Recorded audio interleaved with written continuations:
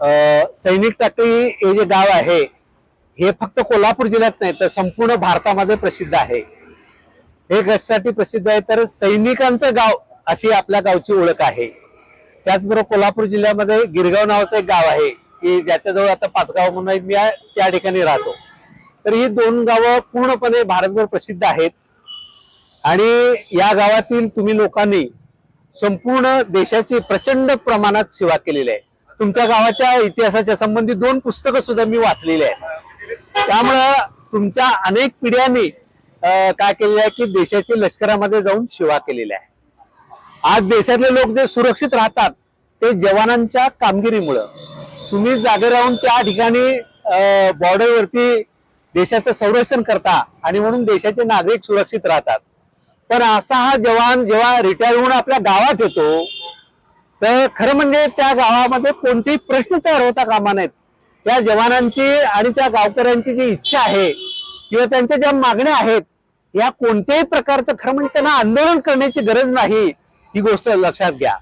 पण तुमच्या गावावरती ते आता जे MIDCचं जे काय त्यांनी हे केलेलं आहे हे निश्चितपणे बालंट जाईल। त्याचं कारण असं तुम्ही देशासाठी लढता तर तुमच्या मागण्या ह्या जायज आहेत आणि म्हणून संपूर्ण कोल्हापूर जिल्हा आणि आम्ही तुमच्या पाठीशी आहोत, लक्षात घ्या। मी महाराष्ट्र बहुजन आघाडीच्या वतीनं आणि जनशक्ती पक्षाच्या वतीनं आमचे सगळे जे कार्यकर्ते आहेत ते सामाजिक परिवर्तनामध्ये काम करतात। कारण जेव्हा आम्हाला ही बातमीच कळाली तेव्हा हे दुर्दैव लक्षात घ्या की ज्या गावानं देशाची सेवा केलेली आहे त्या गावामध्ये प्रश्न तयार होता कामा नयेत, लक्षात घ्या। परंतु यांनी जे प्रश्न तयार केलेला आहे तर यामध्ये तुमची जी भूमिका आहे तुमची जी मागणी आहे ती पूर्णपणे जायज आहे, लक्षात घ्या। तुमच्या ह्या ज्या सगळ्या जी तुमची स्वप्न आहेत तुमच्या गावामध्ये जे सगळे करायचे ते तुमचं स्वप्न आहे ते स्वप्न पूर्ण व्हायला पाहिजे यासाठी आमच्या संघटनेच्या वतीनं पूर्णपणे पाठिंबा आहे। आणि जोपर्यंत आपली मागणी मान्य होत नाही तोपर्यंत तुम्ही जसं बसता इथं तसं आम्ही तुम्हाला पूर्णपणे सपोर्ट करू।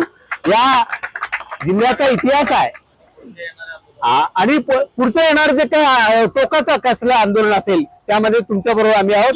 त्याचं कारण असं लक्षात घ्या तुमच्याविषयी आमच्या मनामध्ये पूर्णपणे आदर आहे। कारण सोल्जर ही गोष्ट आदराची गोष्ट लक्षात घ्या।